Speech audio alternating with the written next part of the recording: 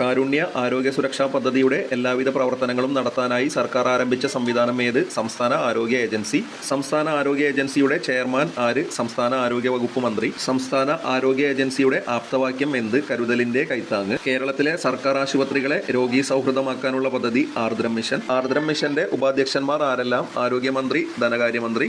ആർദ്രം മിഷനിലെ പ്രത്യേക ക്ഷണിതാവ് ആര്? പ്രതിപക്ഷ നേതാവ്.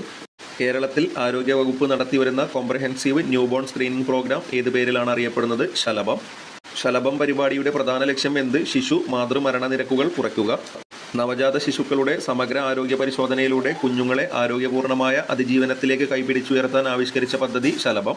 മെഡിക്കൽ കോളേജ് ആശുപത്രികളുടെയും മറ്റ് ഗവൺമെന്റ് ആശുപത്രികളുടെയും ഔട്ട് പേഷ്യന്റ് വിഭാഗങ്ങളുടെ രോഗീ സൗഹൃദ പരിവർത്തനം, ജില്ലാ താലൂക്ക് തല ആശുപത്രികളെ മാതൃകാ നിലവാരത്തിലേക്ക് ഉയർത്തൽ, പ്രാഥമികാരോഗ്യ കേന്ദ്രങ്ങളെ കുടുംബാരോഗ്യ കേന്ദ്രങ്ങളാക്കി വികസിപ്പിക്കുക എന്നിവ ഏത് മിഷന്റെ പ്രധാന ലക്ഷ്യങ്ങളാണ്? ആർദ്രം മിഷൻ.